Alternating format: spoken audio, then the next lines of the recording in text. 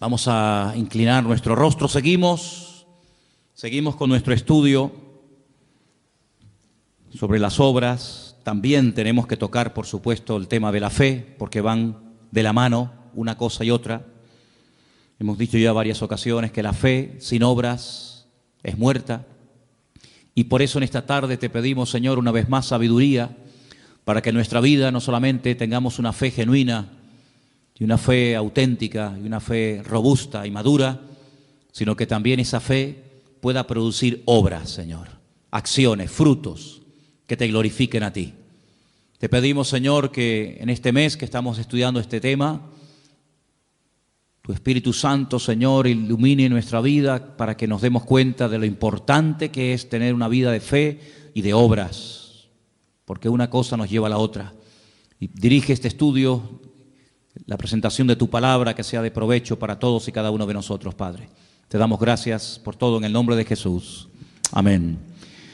Y amén. Nos quedamos el día domingo, nos quedamos en las definiciones de lo que es la fe.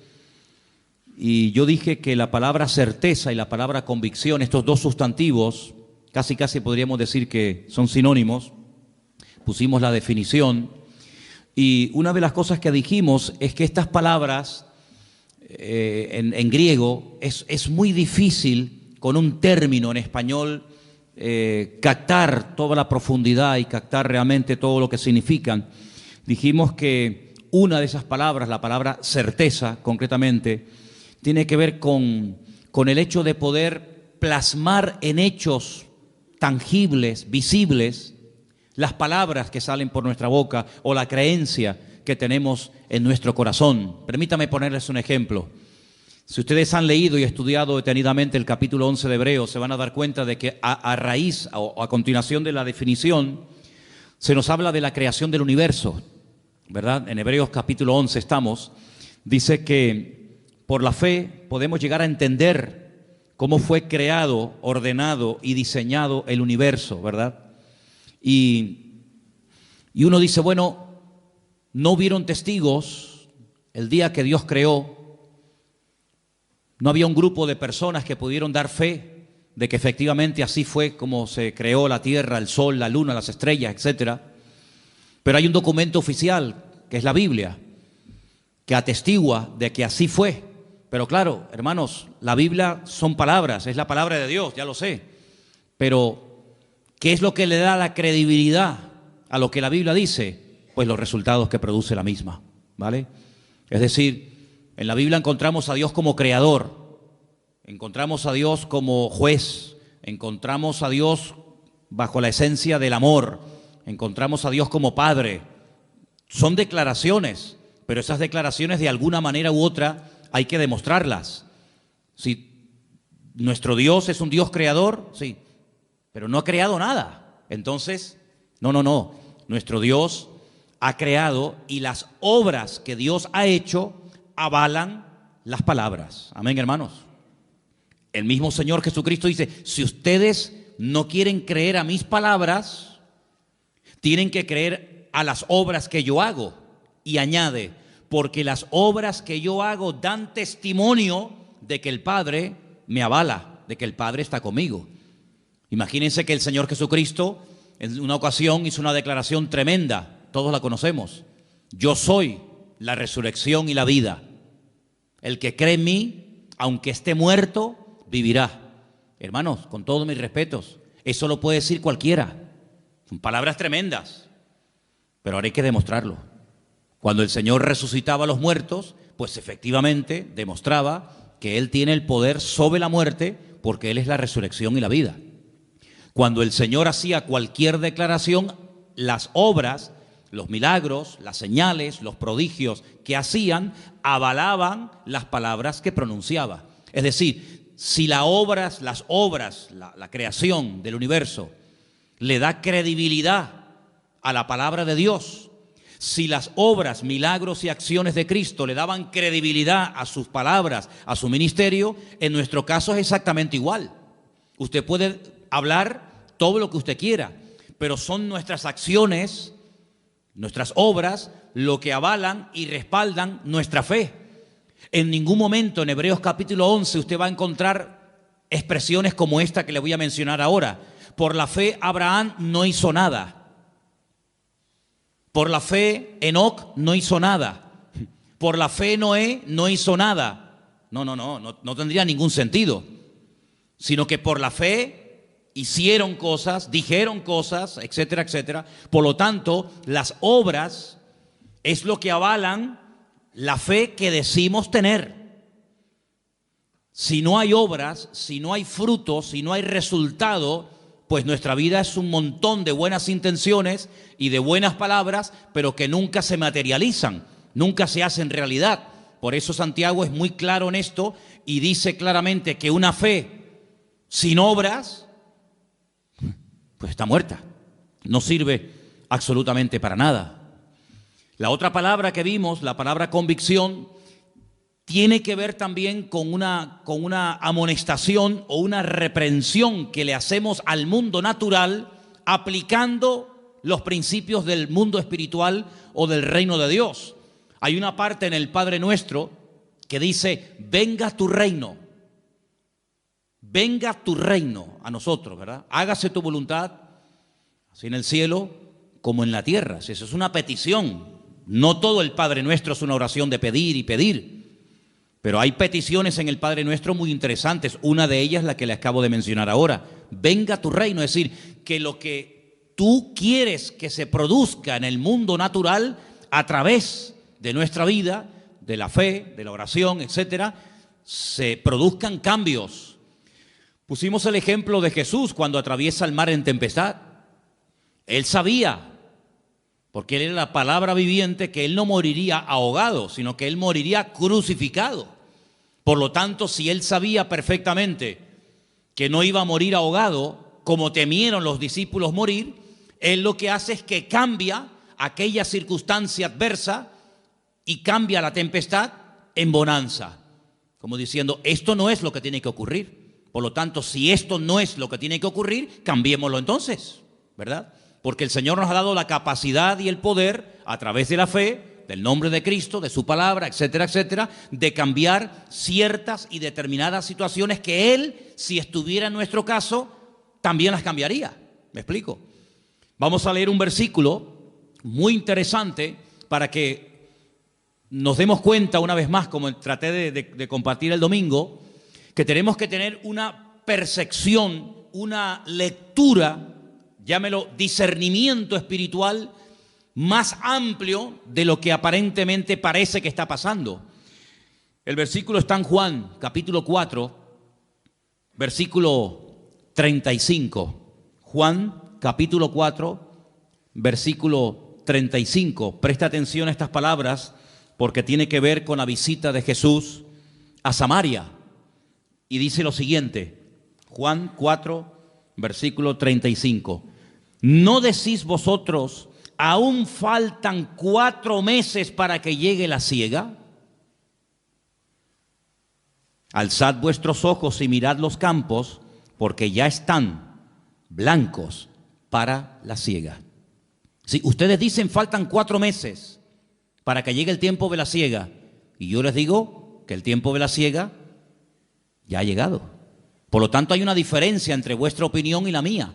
Hombre, sabemos que no está hablando de una cosecha de trigo, de maíz. Sabemos que está hablando con términos espirituales, en términos naturales, pero de temas espirituales, ¿verdad?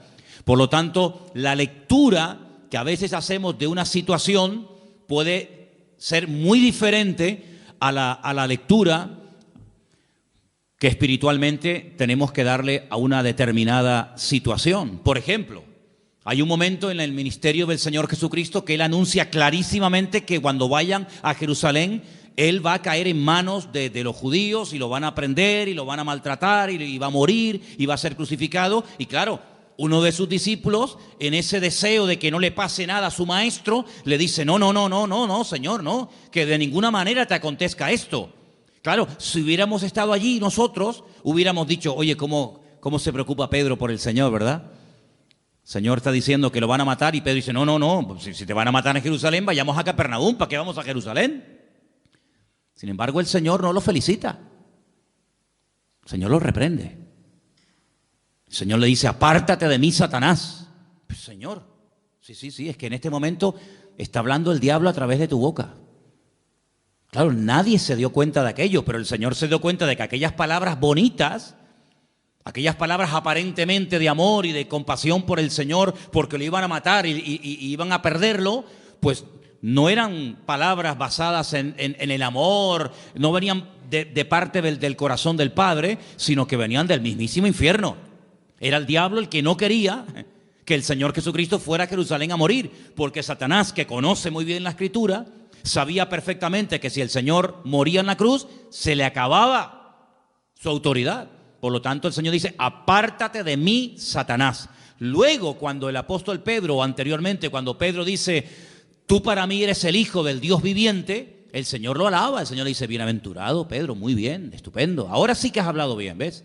Ahora sí que has acertado, porque esto que has dicho no te lo enseñó tu padre y tu madre, sino te lo reveló mi Padre que está en los cielos. ¿Cómo sabía el Señor, verdad? Cuando hablaba a una persona, ¿cómo sabía discernir la fuente, el origen de esas palabras? Por un lado dice, muy bien Pedro, bienaventurado eres porque esto no te lo reveló sangre ni carne, sino mi Padre que está en los cielos. Y al mismo Pedro, minutos más tarde, le dice, apártate de mí, Satanás. Es que el discernimiento del Señor era perfecto, era increíble. Entonces puede ser que a veces una persona se esté dejando utilizar por el Señor para hablar a tu vida. Bueno, de hecho, los que compartimos la palabra siempre le pedimos al Señor, de alguna manera u otra, que cuando compartimos la palabra el Señor te hable a través de nosotros. Esa es mi petición. Y yo me alegro mucho cuando termina un culto y te dice la gente, oye, pues hoy el Señor me habló a mí, pero es que resulta que tú no lo sabes, pero a mí me han dicho eso 5 o 6 personas que no tienen nada que ver con tu situación, pero la palabra es tan rica y tan amplia, pues que le habla a todo el mundo, a cada uno en sus circunstancias. Pero no nos engañemos, también puede ser que en un momento determinado lo que hablemos no sea totalmente de parte del Señor. Fíjate tú que el mismo apóstol Pedro tuvo que ser reprendido, ¿no? Por lo tanto, la fe nos sacude, nos amonesta para que nos demos cuenta de que a través de la fe podemos cambiar, debemos cambiar circunstancias y situaciones. Solamente quiero recordarles los 2 ejemplos de los 2 grandes hombres de Dios que hablé de ellos el domingo, David y Elías. Eran 2 personas que se dieron cuenta de que detrás de ese hombre tan grande, tan arrogante, estaba el diablo. Detrás de Goliat no solamente era un ejército de los filisteos, sino que había algo más. Eso es un poder espiritual que está hablando a través de este hombre.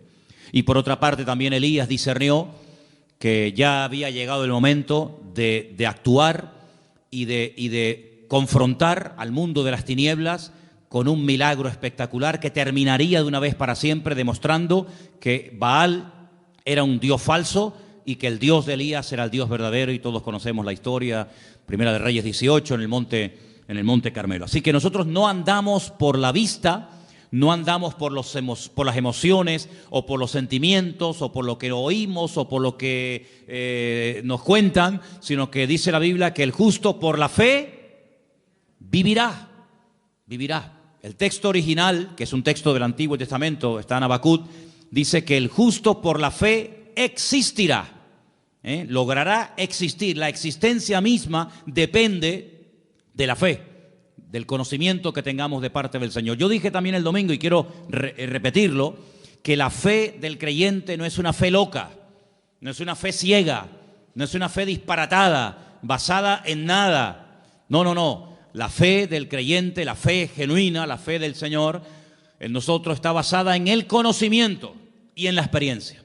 El conocimiento de Él, el conocimiento de su palabra y la experiencia de Él en todos y en cada uno de nosotros. Así que nos movemos por fe, nos movemos porque, en fin, la fe nos ayuda a movernos. Fíjense, por ejemplo, en Hebreos capítulo 11, vamos a ese capítulo, por favor. Hebreos capítulo 11, rápidamente quiero mostrarles algo muy interesante. Ustedes lo han tenido que leer durante toda esta semana.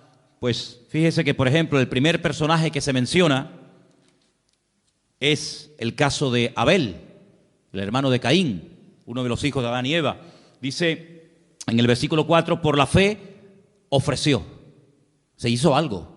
¿Cómo sabemos que Abel tenía fe, porque ofreció al Señor más excelente sacrificio que su hermano Caín. Luego la fe nos permite ofrecerle, darle al Señor lo que sabemos que tenemos que dar.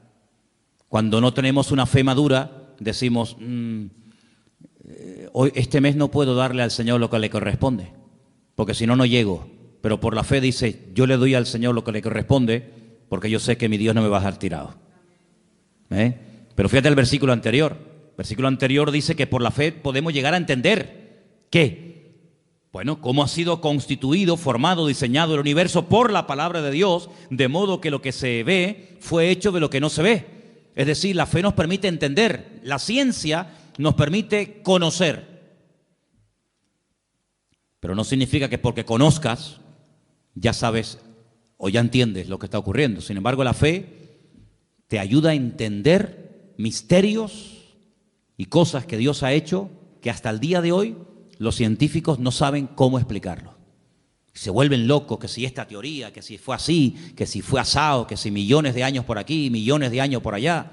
Sin embargo, leyendo el documento oficial que da fe de lo que Dios hizo, podemos no solamente conocer, sino podemos entender, ¿verdad?, las cosas. Hay un versículo tremendo que yo lo quería leer el domingo, se me pasó, y quiero leerlo ahora. Está en Deuteronomio 29:29. Si ustedes pueden aprenderse este versículo de memoria, sería extraordinario, porque es una promesa preciosa que el Señor nos da.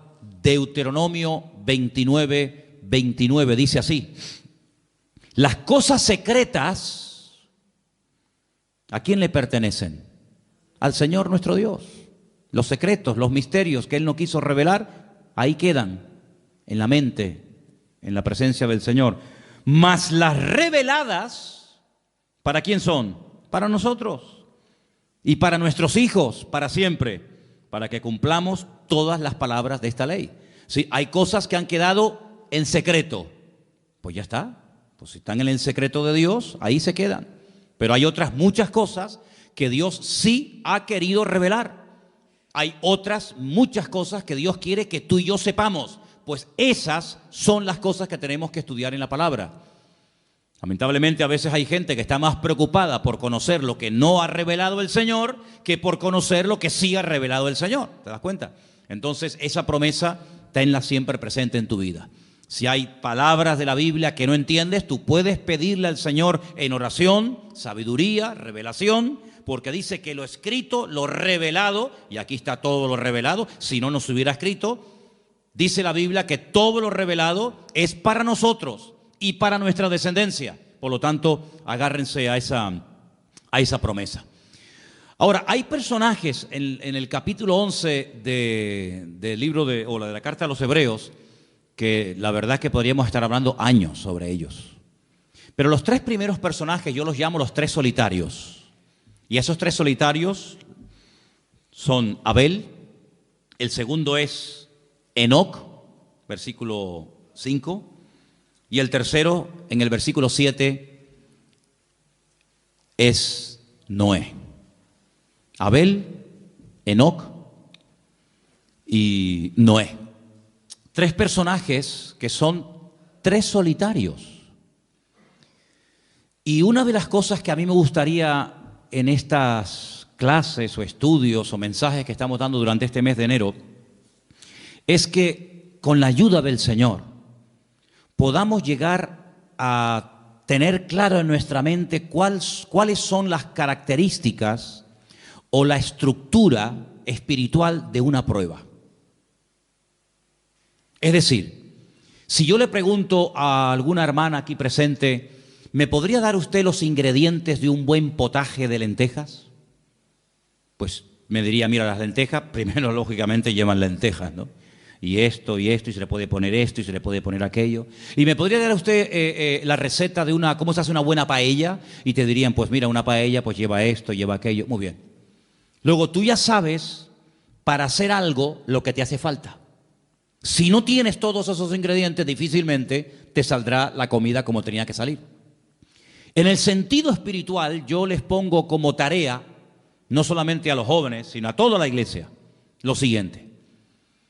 Tomen, por ejemplo, en una libreta y comiencen a apuntar, basándose en vidas, en personajes de la Biblia que fueron tremendamente probados. Les sugiero a Abraham, les propongo la vida de José, les propongo la vida de David y otros muchos que ustedes conocen. Lean sus biografías, lean las pruebas por las que tuvieron que pasar y vayan apuntando características de una prueba. Una característica podría ser, por ejemplo, el sentirse solo. Generalmente el que está siendo probado, una sensación que suele experimentar es la soledad, ¿verdad? Elías se sintió solo, David se sintió solo, José se sintió solo y otros personajes. ¿Cuál es la estructura bíblica? ¿Cuáles son las características básicas y elementales de una prueba? Y te vas a dar cuenta de que en todas y en cada una de las pruebas, el elemento, el ingrediente de la fe es indispensable para saber cómo encajar esa prueba, cómo reaccionar ante esa prueba. ¿Cuánto tiempo suelen durar las pruebas en la vida de las personas de la Biblia? Porque las pruebas son temporales, no son permanentes. Uno está siendo probado desde el 1 de enero hasta el 31 de diciembre. En este año vamos a ser probados, pero no todos los días. Habrá momentos como de descanso, ¿no? Pero fíjense estos tres personajes. Miremos al primero, Abel. En aquel momento, aparentemente, según la Biblia, aunque hay indicios de que a lo mejor nació en el momento del parto de Abel y de Caín alguna hermana, pero leyendo la Biblia, digamos en español, vemos que estaba Adán, su madre Eva, su hermano Caín y él. Bien.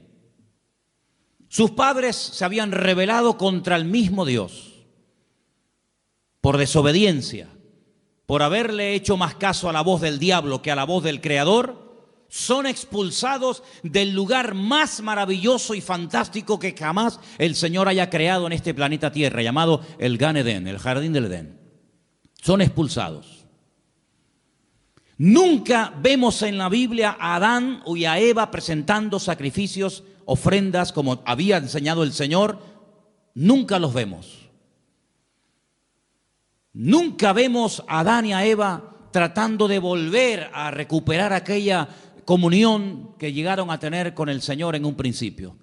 De los cuatro mencionados, Adán, Eva, Caín y Abel, al único que vemos verdaderamente íntegro y justo, como dice la Biblia, tratando de hacer las cosas decentemente y con orden, como Dios manda, de los cuatro, uno solo, Abel.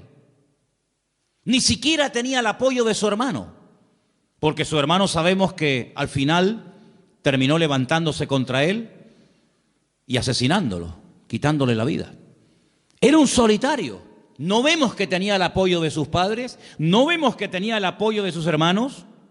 Criado en un ambiente donde recientemente habían sido expulsados sus padres del Jardín del Edén, pero a pesar de tenerlo aparentemente todo en contra, él sabe que hay una forma bíblica, una forma enseñada por el mismísimo Creador de acercarse a Él. Y Él lo que hace es lo que Dios dice. Le trae al Señor una ofrenda que dice que aunque lo terminó matando su hermano, la sangre y la ofrenda de Abel hablaba a su favor. Era como un testigo, no mudo, pero como un testigo delante de la presencia del Señor, hasta el punto que cuando le pregunta el Señor a su hermano Caín, ¿dónde está tu hermano Abel? Y él le responde de una forma irónica o arrogante, ¿soy yo acaso guarda de mi hermano? ¿Yo qué sé? El Señor le dice, la voz de la sangre de tu hermano Abel llega a mi presencia. Es decir, que hay algo que atestiguaba de que esa persona era inocente. Dice la Biblia que era justo, pero sin embargo, a pesar de que era una buena persona, en ningún momento vemos que Dios le habla. Yo no veo a Dios hablándole a Abel. Veo a Dios hablándole a Adán y a Eva, pero a Abel nunca. Sin embargo, veo al Señor hablándole a su hermano Caín, al desobediente, al rebelde, al que presenta una ofrenda incorrecta, le habla, lo amonesta y le dice, si hicieras las cosas bien, ¿no podrías dejar el pecado a la puerta? Como diciendo, ¿no dominarías tú sobre el pecado? Claro, pero es que el problema es que Caín, aunque oyó a Dios audiblemente en varias ocasiones, no cambió. Porque una de las cosas que dijimos el domingo, que no hay ninguna garantía de que yo conozca la verdad y actúe en obediencia a esa verdad. Es más, hay gente que sabe que algo le puede estar haciendo daño o lo está matando y aún así siguen haciéndolo. Y tenemos infinidad de ejemplos, tanto en la Biblia como fuera de la Biblia, como hoy en día. Conocemos a personas que incluso han entendido el Evangelio y le han dado las espaldas a Dios y no han querido obedecer la palabra. Luego, el conocimiento es importante, pero cuidado, el conocimiento puede ser la mayor bendición para tu vida o puede ser la peor tragedia, en el sentido de que el conocimiento te da vida o te mata. Porque ahora sabes y ahora no hay excusa. Como dice Pablo a los romanos, hablándole a los judíos en la carta a los romanos, dice, no tienes excusa. No tienes excusa porque tú sabes, tú conoces desde niño la palabra del Señor, pero no la pones en práctica en tu vida. ¿Te das cuenta? Por lo tanto, Abel es mencionado porque es una persona que la fe que tuvo le ayudó a obedecer, le ayudó a desprenderse de algo que a lo mejor humanamente hablando le hacía falta, pero que como él sabe qué es lo que Dios espera de él, él lo hace. Luego la fe nos permite entender los misterios de Dios, la creación de Dios, la obra de Dios. La fe nos permite ofrecerle a Dios, darle al Señor lo que le corresponde. Pero fijaros que, por ejemplo, en el caso de Enoc, que ya es la séptima generación, ¿vale? Enoc vivió en la séptima generación después de Adán y Eva. Era un hombre, si ustedes leen su vida, lo poquito que nos dice la Biblia de Enoc, dice que era un hombre que tuvo hijos e hijas. Un hombre que llevaba aparentemente una vida normal, un hombre casado, repito, con hijos y con hijas.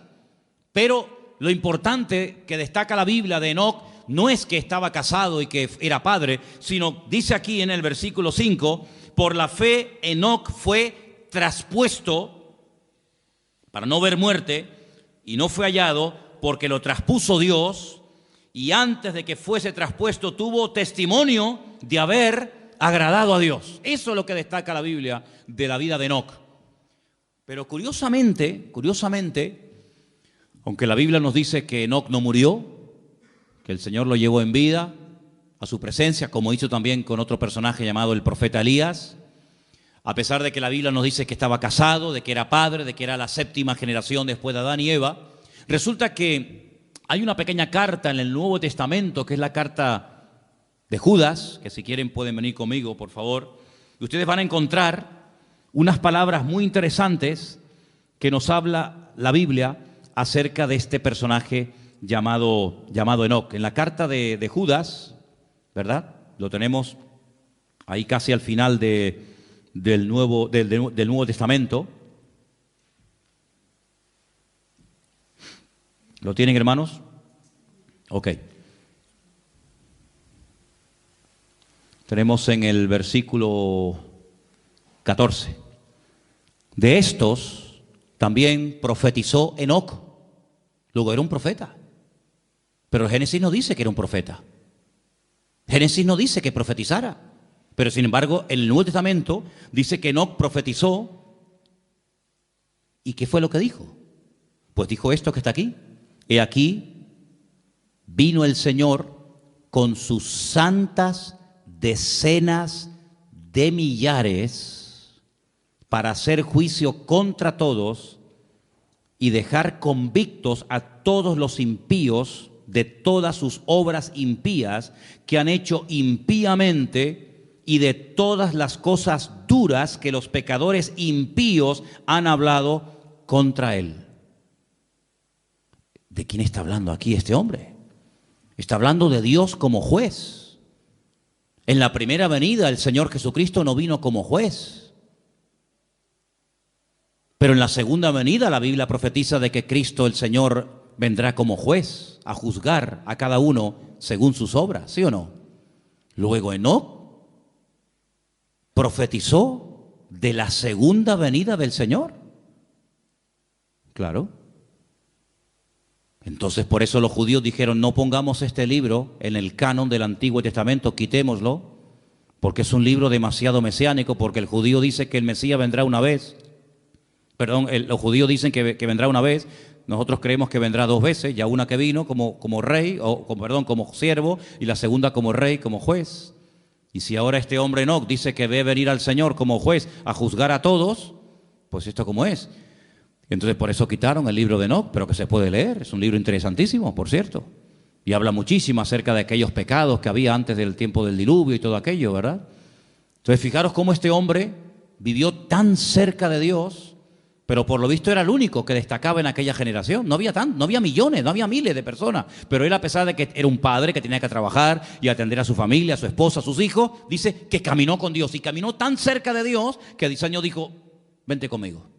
Y el Señor se lo llevó a su presencia, lo arrebató. Es el primer ejemplo en la Biblia de una persona que puede llegar a ser arrebatada directamente a la presencia del Señor. Y de ese hombre habla el libro de Hebreos en el capítulo 11. Otro solitario. Abel era un solitario, Enoc fue otro solitario, un hombre seguramente incomprendido, un hombre al cual no le hicieron mucho caso, pero un hombre que está ahí en la Biblia. Y luego también nos habla de un tercer personaje llamado Noé, un hombre que vivió en una generación incrédula, desobediente, agresiva, violenta. El mundo le dio las espaldas. Noé no podía contar con nadie, con nadie. A veces hay gente que no son creyentes, pero puedes contar con ellos para que te echen una mano en algo o lo que sea. Pero Noé, con los únicos con los que pudo contar fue con sus hijos. Gloria a Dios. Y estuvo 120 años, hermanos, 120 años construyendo aquella nave, aquel arca enorme. Y predicando, porque dice la Biblia que era pregonero de justicia, si no solamente estaba todo el día cortando madera y poniendo cada tablón en su sitio, sino que era un hombre que predicaba y decía, no, estoy haciendo esto por esto, por esto, por esto y por esto, porque dice que con temor preparó el arca. Y vemos un ejemplo de una fe constante, porque la Biblia nos ordena y nos manda a los creyentes a ser personas constantes en la fe. ¿Cuántos dicen amén?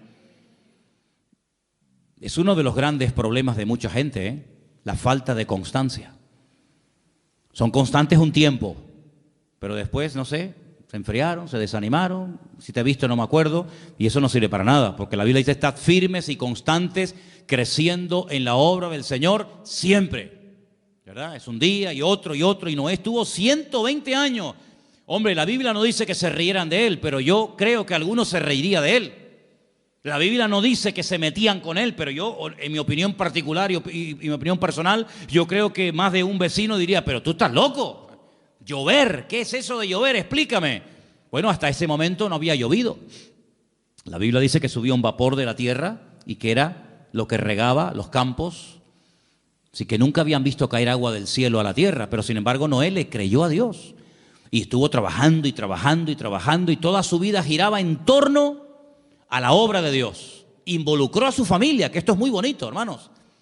Los que somos padres, ya ahora el mes que viene hablaremos de esto, es muy importante que oremos por nuestros hijos para que no solamente se conviertan, sino que logremos que las familias están involucradas todos los miembros de la familia en la obra del Señor. ¿Habrá mayor privilegio para un padre que ver a sus hijos involucrados en la obra del Señor? Puede ser que uno esté en la música, otro esté en la danza, otro esté en la escuela dominical, otro esté sirviendo al Señor a tiempo completo, pero me da igual. Pero lo hermoso y lo que debemos de orar es para que todas las familias, los miembros de la familia, estén todos involucrados en la obra del Señor, como Sem, Can y Jafet, hijos de Noé, aprendieron a apoyar a su padre y sobre todo en la obra que su padre hacía, que era la obra del Señor. Amén, hermanos. Cuidado, y las esposas de estos también, porque estaban casados los tres. Entonces ellos eran cabezas de hogar. Eran hombres que supieron dirigir a sus mujeres a la obra de Dios, al servicio del Señor. Y hermanos, todos los que estamos aquí esta noche, todos los habitantes del planeta Tierra, le debemos la vida a Noé. Porque ese hombre se mantuvo y durante 120 años estuvo trabajando para el Señor. No conoció a Dios como creador, como el caso de Adán y Eva.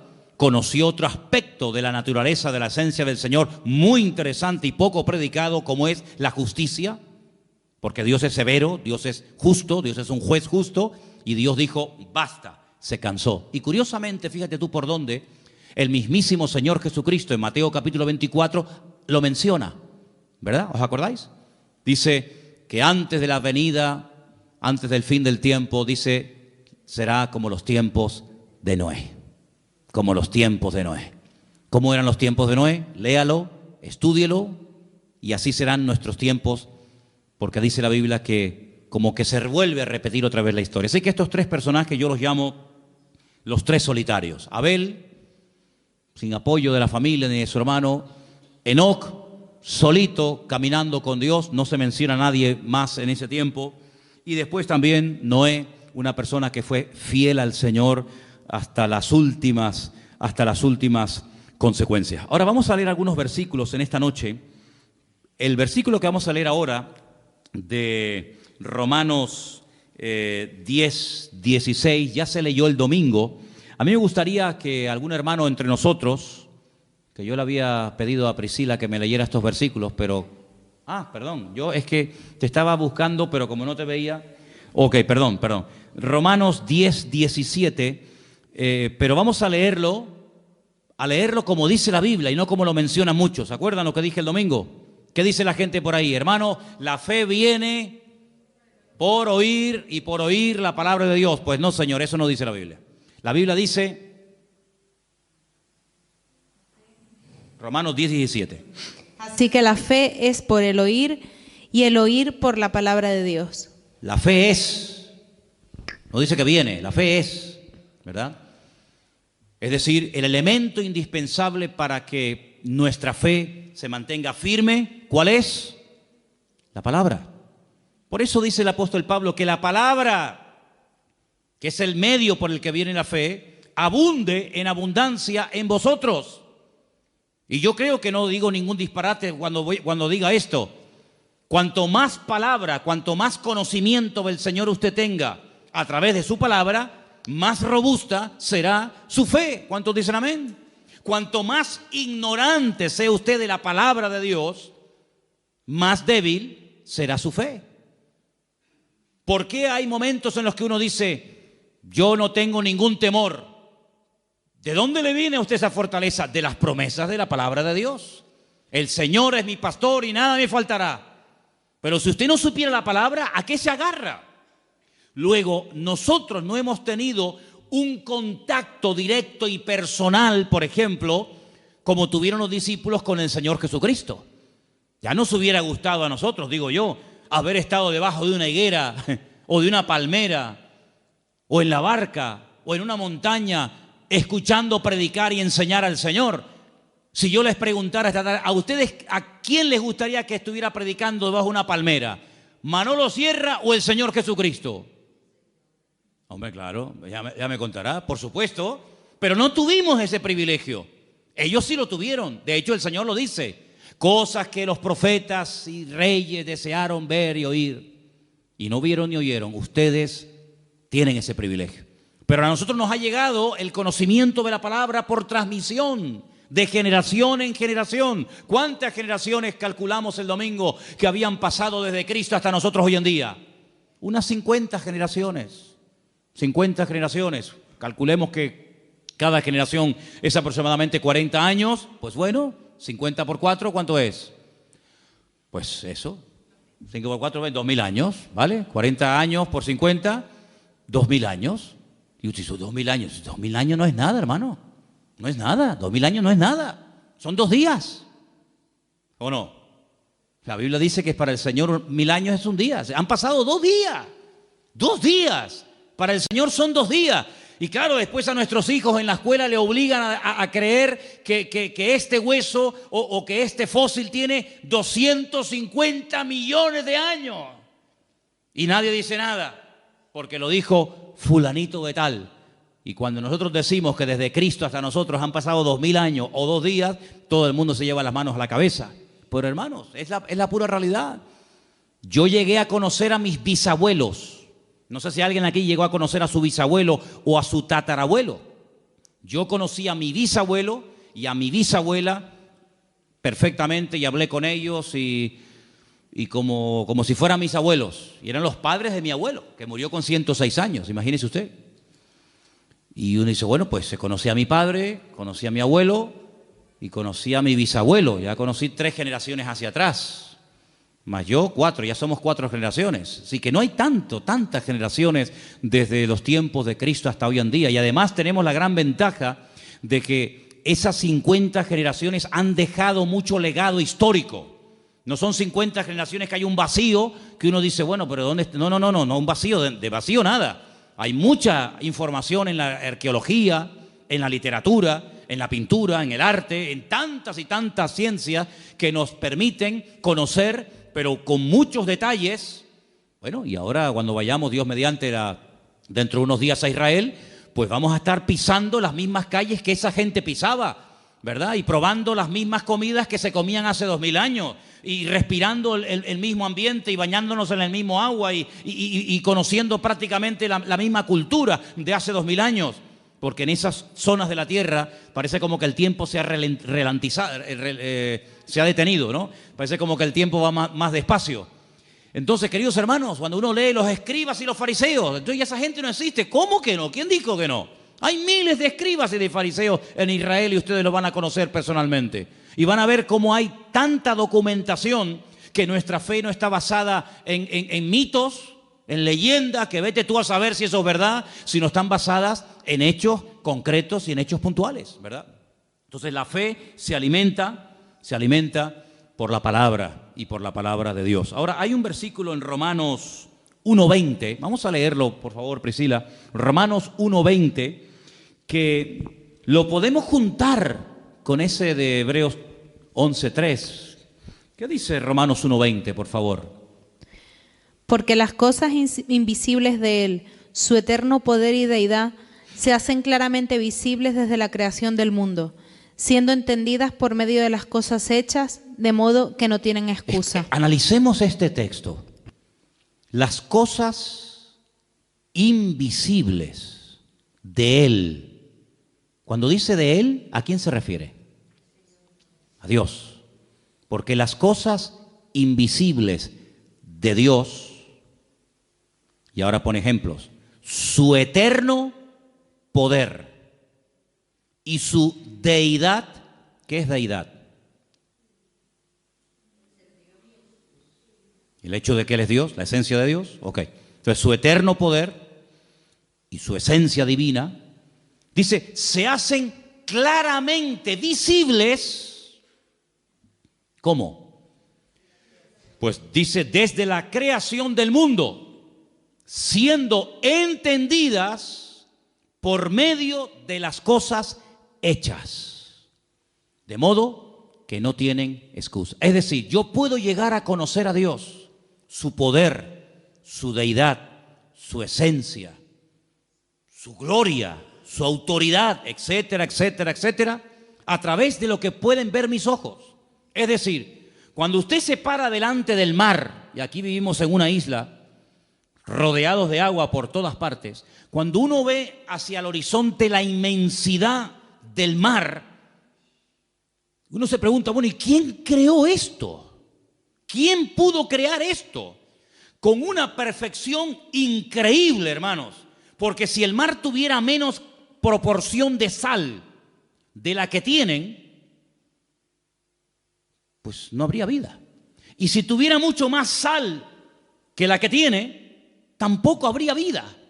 ¿Y quién es el que regula las mareas, el nivel de la sal?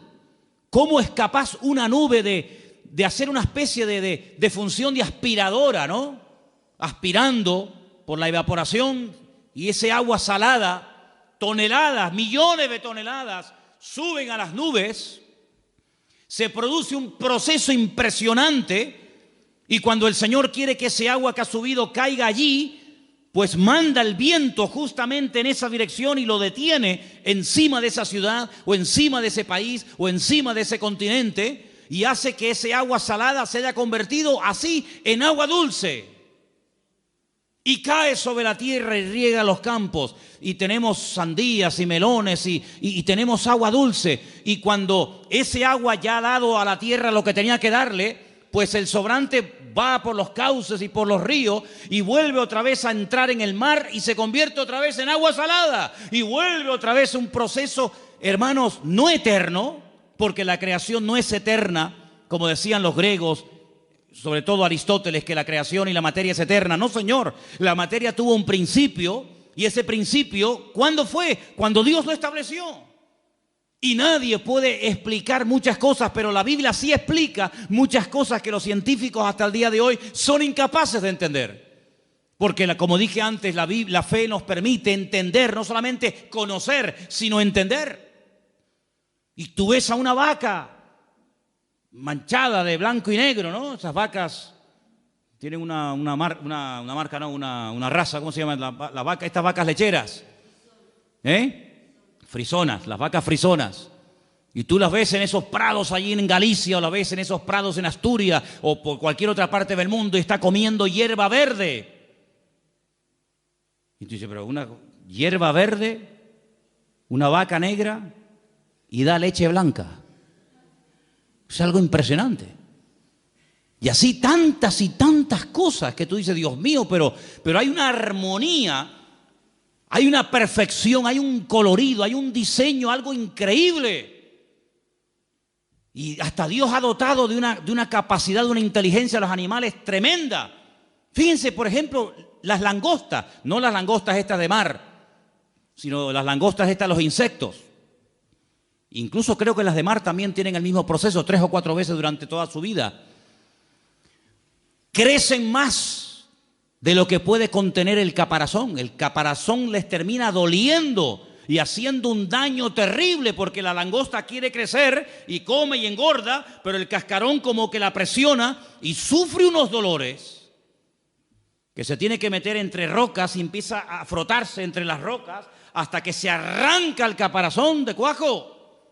Y sale y crece hasta que le sale otro caparazón y vuelve otra vez a sentirse incómoda dentro de ese caparazón que le impide crecer. Y entonces vuelve otra vez a esconderse y se frota y se golpea contra las rocas y se arranca el caparazón y vuelve otra vez, y así durante toda su vida. Es decir, que si a esa langosta la llevaran al médico porque tiene dolores y le ponen una pastilla o una inyección, le impedirían crecer, le quitan el dolor, pero frenarían su crecimiento. Luego el dolor es lo que hace que se desprenda de lo que le oprime para que pueda seguir creciendo. Es decir, el Señor en nuestra vida a veces nos presiona y nos prueba para que entremos en su presencia y Él nos quite lo que nos oprime, el crecimiento, para que podamos seguir creciendo y avanzando para la gloria del Señor. ¿No es sabio el Señor? ¿No es sabio el Señor? Y hay gente que cuando ve una abeja parece que han visto un dinosaurio y salen corriendo. Pues la vida en el planeta Tierra sin las abejas sería totalmente imposible. No habría vida sin abejas. ¿Qué te parece, amigo? Son cosas que uno dice, Dios mío, hay una perfección. Y es que la creación es un reflejo del poder de Dios, de la deidad de Dios. ¿Quién es el que hace que el sol siempre salga por el mismo sitio y se vuelva a ocultar por el mismo sitio, año tras año, siglo tras siglo, milenio tras milenio? Es algo increíble, ¿verdad? Y cómo son la naturaleza, hay frutos para el verano, hay frutos para el invierno, hay frutos para esto, hay frutos para aquello. Si una perfección absoluta, dice que viendo todo eso, que es lo visible, son las obras visibles del Dios invisible, llegamos a la conclusión de que tiene que existir una mente, y es la mente y la presencia de nuestro Dios. ¿Cuántos dicen amén? Pero el hombre es tan bruto, tan cerrado de mollera, que no quiere aceptar que hay un creador. Mira, hay gente atea que no tiene problema en aceptar y en admitir que hubo una persona llamada Jesucristo. No tiene ningún problema, porque sería una barbaridad no querer reconocer que hubo un personaje en la historia llamado Jesucristo. Pero ese mismo ateo, cuando le hablas de que ese Jesucristo, antes de humanarse, antes de encarnarse, era Dios en la eternidad, ahí no quieren llegar. ¿Por qué? Porque aceptar que hay un creador significa que hay un dueño. Y aceptar que hay un creador y un dueño significa de que yo soy producto de su creación y tengo que someterme al creador y al dueño de la creación. Y ahí no llegan, amigos. Entonces prefieren darle la gloria a cualquier otra teoría, prefieren aceptar cualquier otra opinión, por disparatada que sea, antes de reconocer que hubo un Dios que puso un orden y un diseño y cada cosa en su sitio, y a través de lo visible podemos entender que Dios es un Dios real y poderoso. ¿Cuántos dicen amén? Entonces, sin fe es imposible agradar a Dios, porque dice que el que se acerca a Él o el que quiere comenzar a entender las cosas, lo primero que tiene que entender y aceptar es que hay un Dios creador. Conocí una vez a una persona que me dijo: yo creo de Cristo para adelante, pero no creo ni acepto nada de Cristo hacia detrás. Y le dije: ¿por qué? Dice: porque yo soy un hombre de ciencia. Y yo le dije: usted no es un hombre de ciencia, usted lo que es un necio, según la Biblia. Porque si usted no acepta de Cristo hacia atrás, ¿en qué basa usted su fe? Si no hubiera un antes de Cristo, lo que llamamos vulgarmente un Antiguo Testamento, ¿sobre qué se construye el Nuevo Testamento? ¿Sobre mitos? ¿Sobre opiniones? El Nuevo Testamento no tendría ninguna credibilidad si no hubieran unas profecías del Antiguo Testamento escritas cientos de años y miles de años en algunos casos, y que le dan credibilidad al Nuevo Testamento. Y lógicamente un Antiguo Testamento sin el Nuevo Testamento pues sería una historia que no termina nunca de cumplirse, sino simplemente un montón de palabras y de buenas intenciones y de muchas profecías que se dijeron en el tiempo y en el espacio, pero que nunca tuvieron un fiel cumplimiento, sobre todo en la persona de Cristo. Por lo tanto, ambos se necesitan el uno al otro.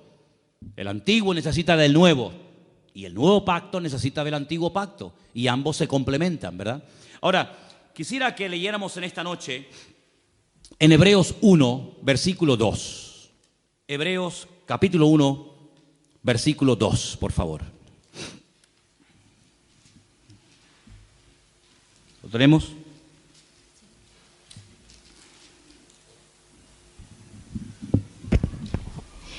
En estos postreros días nos ha hablado por el Hijo, a quien constituyó heredero de todo, y por quien asimismo hizo el universo. En estos postreros días. ¿En qué postreros días? ¿En los que se escribió Hebreos o en estos? Porque hoy en día estamos más en los postreros días que hace 2000 años cuando se escribió la carta a los hebreos, ¿sí o no? Si en aquellos tiempos ya se estaba hablando de los postreros días, imagínense nosotros hoy en día. En estos últimos días nos ha hablado por el Hijo, a quien constituyó heredero de todo. ¿Quién lo constituyó heredero de todo? El Padre. Bien. Y por quien asimismo hizo el universo. ¿Quién hizo el universo? ¿Dios o Jesucristo?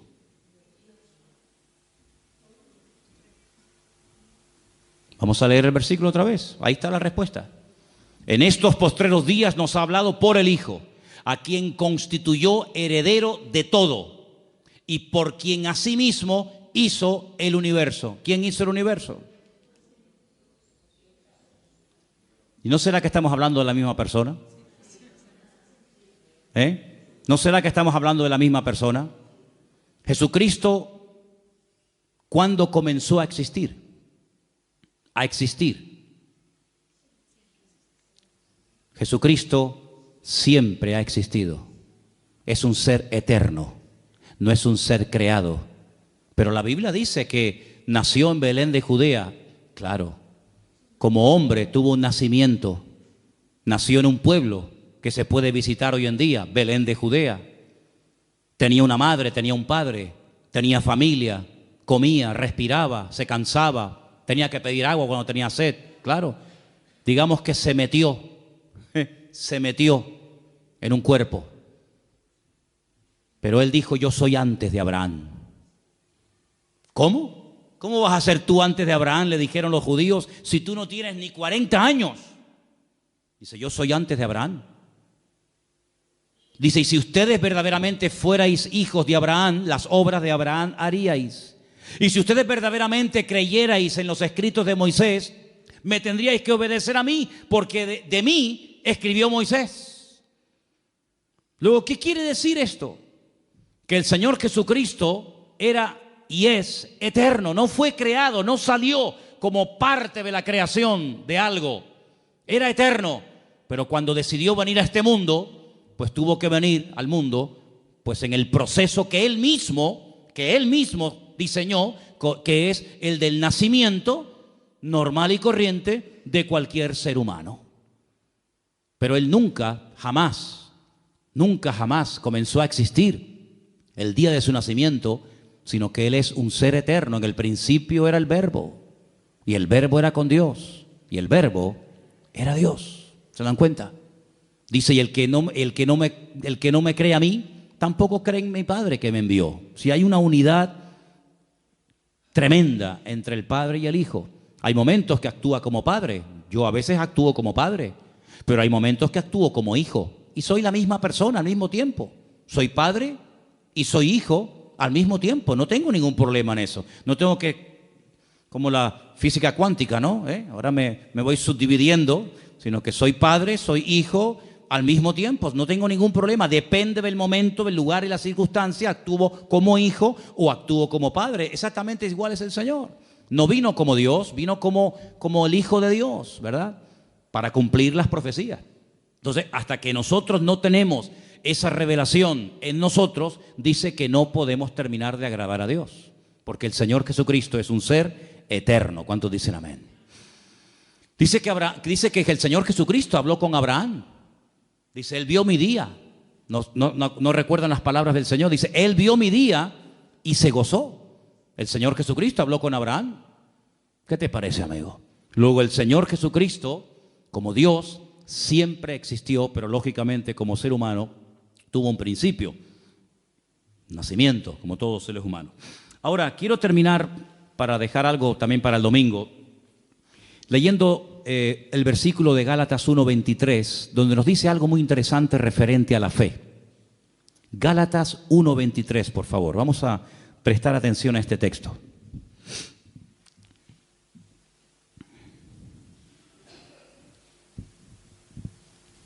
Y dice: solamente oían decir, aquel que en otro tiempo nos perseguía, ahora predica la fe que en otro tiempo asolaba. Dice que Pablo predicaba la fe que antaño perseguía.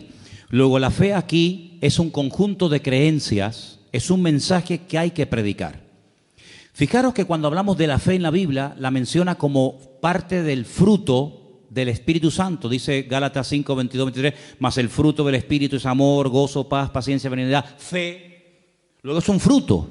Un fruto es algo que va madurando con el paso del tiempo. Y menciona la fe como una de las características, como parte del fruto que produce el Espíritu de Dios en nosotros. Luego, en nuestra vida, aunque sea como fruto, la fe se tiene que notar. Pero fíjate que después, por ejemplo, cuando llegamos a la lista de 1 Corintios capítulo 12, donde se mencionan 9 dones, uno de los dones que se mencionan ahí es el don de la fe. Luego, ¿qué es? ¿Un fruto o es un don?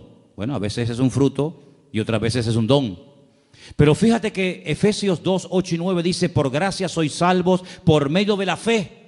Y esto no de vosotros, pues es don de Dios. Hay 3 cosas diferentes en cuanto a la fe: fruto, don y como medio para obtener la salvación por la gracia. Pero ahora hemos leído un cuarto ejemplo, una cuarta característica o connotación de la fe. Dice que Pablo predicaba la fe.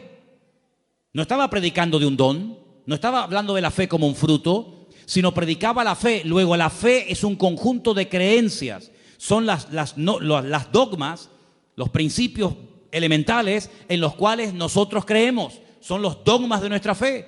Uno de los dogmas de fe nuestro dice que nosotros creemos en la inspiración de las Sagradas Escrituras como palabra de Dios. Uno de los dogmas de fe es que creemos en la obra expiatoria de Cristo en la cruz del Calvario. Es decir, hay unos dogmas de fe y Pablo dice que les predicaba de la fe. Es decir, les predicaba de lo que uno cree. ¿Por qué hay creyentes que se preocupan más en predicar y en compartir con la gente, llamamos inconversa, de lo que no creen que de lo que verdaderamente creen? Hay creyentes que a veces se pegan horas hablando con inconversos y no paran de hablarle de lo que no creen. Mira, nosotros no creemos en esto, no creemos en no sé qué, nosotros no, no, en eso no creemos, no, eso no lo creemos. Termina la conversación, la persona con la que has estado hablando y tomando café toda la santa tarde ya sabe en lo que no creen. Hasta mañana, adiós. Y la señora dice, ¿y en qué cree? Porque si no cree en el Papa, no cree en no sé qué, no cree en no fue canto, no cree en no tal, no cree en cuál, no cree. Pero no me he enterado en lo que creen. Entonces hay que aprender a predicar de la fe. Porque sabe una cosa, generalmente la gente allá afuera tiene más claro lo que tú no crees, pero no tienen claro lo que tú crees. La gente allá afuera sabe que nosotros en nuestras iglesias no tenemos imágenes. Porque ellos saben que nosotros no creemos ni adoramos imágenes. Ellos lo saben. Ellos lo que no tienen muy claro, ¿qué es lo que tú y yo creemos? Y es ahí donde entra este versículo muy interesante que dice que Pablo les predicaba de la fe. Y eso es de lo que tenemos que predicar. Nosotros creemos que Jesucristo murió por nosotros en la cruz, que sin la muerte de Cristo no hay salvación. Nosotros creemos en el cielo, creemos en el infierno, nosotros creemos en la resurrección de Cristo. Así, vamos a predicar más de lo que creemos, porque el diablo a veces es muy astuto y nos pone a gente en el camino que lo que quieren es hacernos perder el tiempo, confesando lo que no creemos. Pero ¿saben dónde está la fuerza, la autoridad y la victoria que revienta el mundo espiritual? En predicar lo que creemos, porque el diablo no quiere que prediquemos en lo que creemos. El diablo no tiene ningún problema en decir, yo no creo en las imágenes y por eso no las adoro. Eso al diablo no le hace daño. ¿Saben lo que le hace daño? Cuando yo digo, yo creo en el poder de la sangre de Jesucristo. Yo creo en el poder del nombre de Jesucristo que venció al diablo y lo derrotó y no tiene ninguna autoridad. Yo creo que mi Señor es el Rey de Reyes y Señor de los Señores. Hermano, el diablo ante eso sale corriendo. No soporta oír a una iglesia y a un creyente que hable de lo que cree y no tanto de lo que no cree. Por eso la fe tiene que ser predicada y compartida. Pablo le decía no solamente a los Gálatas, ¿no? Sino Pablo también le decía, por ejemplo, a los tesalonicenses, me alegro, me gozo de que la fe que tenéis en el Señor se va divulgando, se va extendiendo por el mundo. En otras palabras, que la gente diga, estos creen en esto y esto. ¿Saben qué bonito cuando la gente de la calle viene a pedirnos oración? Porque ellos saben que nosotros creemos que tenemos un Dios de milagros.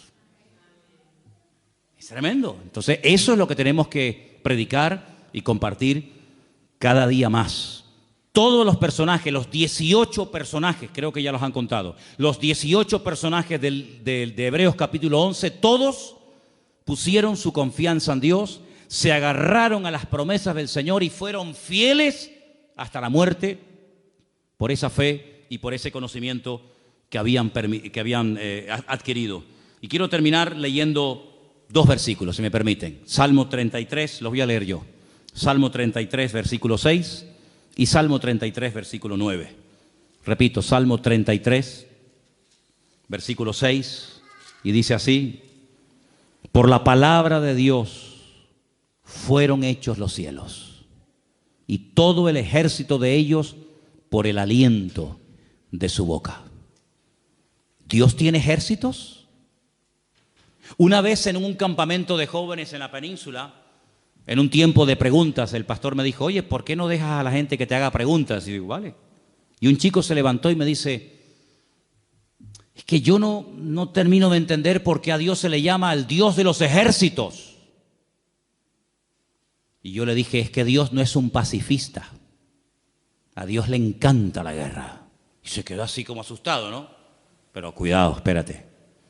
Cuando el Señor habla de sus ejércitos, hay 2 aplicaciones de esa expresión. Los ejércitos de Dios habla de su creación, de las estrellas, los astros, todo el firmamento, pero también habla de sus ángeles. En el mundo espiritual hay guerra, ahora mismo hay guerra. Los ángeles, cada vez que la iglesia se pone a orar o a ayunar, cada vez que un cristiano dobla sus rodillas ante la presencia del Señor, los ángeles, hermanos, se revolucionan en el mundo espiritual que ni te imaginas. Hay guerra en el mundo espiritual. No hemos sido creados y diseñados, salvo alguna excepción para ver eso, pero yo te puedo asegurar que todo lo que ocurre aquí en la tierra es simplemente una sombra, un reflejo, ¿verdad?, de lo que está ocurriendo en el mundo espiritual. El Señor nos ha diseñado de esa manera que todo lo natural puede proyectar sombra, ¿verdad? Nuestra sombra se proyecta, la sombra no es real, el real soy yo, pero lo real puede reflejar sombra. En el cielo, las batallas que se producen en el cielo, ¿verdad?, entre ángeles y demonios, se reflejan como sombra en la tierra. Entonces vemos guerras por aquí, guerras por allá. Todo eso es simplemente la punta, es como el iceberg. Tú ves a un iceberg y ves una montaña de hielo, pero hay más por abajo que por arriba. Bueno, pues el mundo espiritual es al revés, ¿verdad? Lo grande, lo poderoso se lleva arriba y en pequeña escala se lleva abajo. Está como al revés, el orden está invertido. En la Biblia el futuro está en pasado y el pasado está en futuro. Entonces las mayores guerras que se están librando ahora mismo en el mundo no son aquí en la tierra, son en el mundo espiritual. Pablo dice que nuestra lucha, ¿a quién le habla? A los cristianos. Nuestra lucha no es contra sangre y carne, pero dice que nuestra lucha. Luego hay lucha, hay batalla. Habla de yelmo, de espada, de coraza, ¿verdad? Nuestra lucha es contra principados y contra potestades, contra gobernadores de las tinieblas en las regiones celestes, contra huestes espirituales de maldad. Luego hay una batalla. Pablo dice, yo he peleado la buena batalla, pero ¿cuándo te vimos a ti cogiendo una espada y matando a nadie? No, es que él habla de una batalla espiritual. Peleamos contra demonios, peleamos contra poderes espirituales, ¿verdad? Y la iglesia tiene la obligación de pelear ahí, porque lo que no ganes arriba no lo va a ganar abajo. Hay gente que quiere ganar aquí, pero primeramente hay que ganar allí para atar allí, para soltar aquí, dice la palabra, ¿verdad?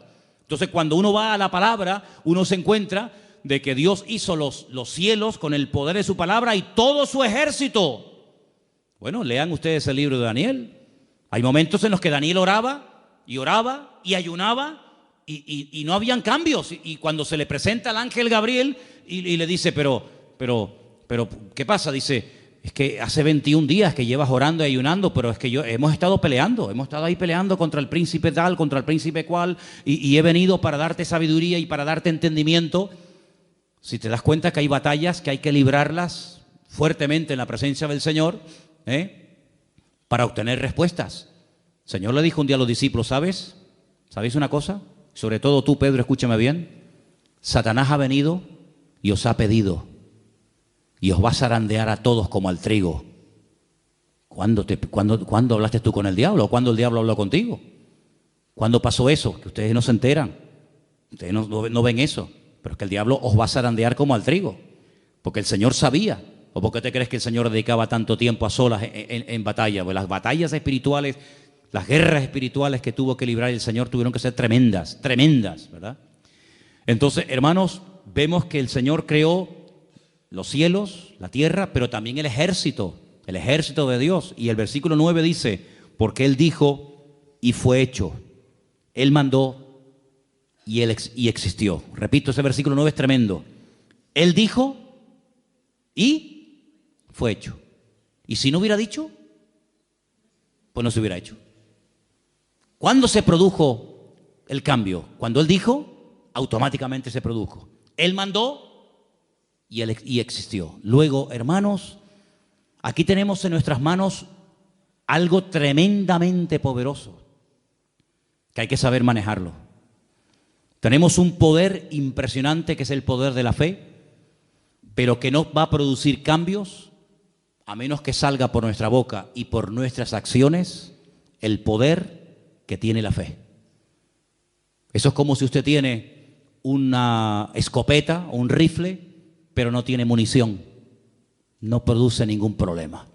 Usted tiene que apretar el gatillo para que salga el cartucho y para que haga lo que quiere que usted haga. Exactamente es igual. Hay un poder, hay una capacidad, hay una autoridad que el Señor ha puesto en nosotros. Es una dinamita, es un poder tremendo que Dios ha puesto en nosotros, Pero cuando actuamos en fe, cuando declaramos palabra de fe, cuando nuestras acciones avalan nuestras palabras y nuestras palabras nos llevan a la acción, hermano, eso es una combinación increíble, es algo tremendo.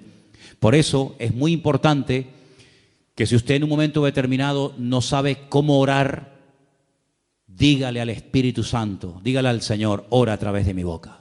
Porque dice que el Espíritu puede llegar a orar con nosotros y por medio de nosotros, porque Él conoce cuál es la voluntad del Padre. Hay gente que en esta dimensión de oración no sabe moverse.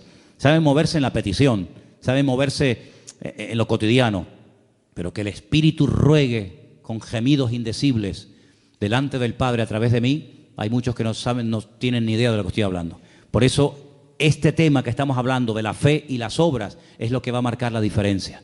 Porque si nuestro Dios no hubiera hecho nada, pues sí, tú dices que eres muy poderoso, pero tú no has hecho nada. Tú dices que eres creador, pero yo no he visto que has creado nada. Desde el principio del mundo aquí no ha creado nada. Pero todo lo que nos rodea da crédito a la palabra de nuestro Dios. ¿Qué es lo que le da crédito a la obra de Cristo? Las obras que hizo. Bien. ¿Qué es lo que le va a dar peso a su fe? ¿Lo que usted dice? No, lo que usted haga. Y si usted no hace, su fe está muerta. Así que el domingo, Dios mediante, tendremos el último mensaje sobre este tema. Haremos un pequeño repaso, pero ampliaremos un poco más el tema de la fe y de las obras. Pero yo quiero preguntarles a todos ustedes en esta noche, en este mes que estamos hablando de este tema, yo dije al principio cuando les propuse que íbamos a hablar de esto este mes, que sería muy bueno que nos propusiéramos hacer alguna obra, algo que nos lleve a la acción. ¿Se acuerdan? ¿Lo estáis haciendo? Nuevamente vengo al púlpito con material. Ayer compramos Nuevos Testamentos y ayer compramos este Evangelio según San Juan, que cuando lo vi me quedé enamorado porque ha sido de todos los evangelios que se venden a veces por ahí, el que mejor presentación y mejor calidad he visto de verdad. Es un Evangelio según San Juan, tiene por supuesto todo el texto, pero aparte de eso tiene explicaciones y tiene material añadido. ¿Saben cuánto cuesta este librito? Este Evangelio según San Juan, que dice Juan en su Evangelio que el que lo crea, el que lo lea y lo crea, puede llegar a tener vida eterna. Fíjate, 50 céntimos. Si una persona lee el Evangelio según San Juan y cree en Jesucristo a través de estas palabras, puede llegar a tener vida eterna. Y esta tarde me tomé un cortado aquí porque no vino mi hermana doña Carmen a hacérmelo. ¿Y saben cuánto me cobraron? 80 céntimos. ¿Y saben cuánto vale el Evangelio según San Juan, que produce vida eterna en Cristo Jesús, Señor nuestro? 50 céntimos. Increíble. Bueno, compramos unos cuantos. Pero claro, estamos comprando Biblias, estamos comprando Nuevos Testamentos, estamos comprando Evangelios. Y esto vale 50 céntimos. El Nuevo Testamento nos costó 2 euros. Creo que la Biblia sale sobre 3 euros. Hermanos, lo compramos, pero no para almacenar. Lo compramos para que la palabra de Dios corra y sea glorificada. Así que hágase con algunos de estos ejemplares y regálelos. Regale. Me contaba el pastor Marcos del Puerto de la Cruz que hay una chica que un hermano del puerto le regaló una Biblia, fue a la iglesia hace 2 o 3 semanas, se convirtió al Señor y allí está asistiendo fielmente. El primer fruto de una Biblia regalada de una persona que ha aceptado al Señor. Hay miles y miles de personas que todavía no tienen un ejemplar de la palabra de Dios en su mano. Hermanos, vamos a esforzarnos para que la palabra de Dios corra y sea glorificada. ¿Cuántos dicen amén?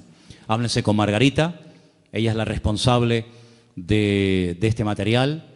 Hemos regalado Biblias para que ustedes se lleven, pero sería muy bueno que tuvierais el detalle de decir, oye, si esto vale 50 céntimos, pues yo no tengo 50 céntimos, tengo 10 céntimos, muy bien. Pero si tienes, páguelo, cómprelo y regálelo para que otras vidas puedan llegar a conocer al Señor como nosotros también le hemos conocido. Nos ponemos de pie, hermanos, por favor. Vamos a orar. Vamos a pedir la bendición de Dios sobre esta palabra que escuchamos hoy y que el Señor nos ayude. Atesoren esta palabra en su corazón, pero sobre todo pónganla en práctica, porque así crece la fe, oyendo y actuando. Gracias te damos por tu palabra, Señor. Te Pedimos, Señor, que tú nos ayudes a ponerla en práctica y que tú nos pongas gente delante, que tú nos des oportunidades cada día para que podamos, Señor, hablarles de ti y podamos manifestar a través de nuestras vidas las maravillas que tú has hecho en cada uno de nosotros. Bendice a tu iglesia, Señor. Gracias por este material que estamos pudiendo comprar. Señor, que podamos distribuirlo a gente realmente hambrienta y sedienta de ti y que veamos vidas que comiencen a abrir sus corazones a la presencia del Señor, a creer en ti y en tu palabra a través de tu bendita palabra, Señor. Gracias te damos, Dios mío, por este tiempo que hemos podido escudriñar tu palabra. Sigue con nosotros el resto de este día y el culto en el nombre bendito de Jesús. Amén y amén.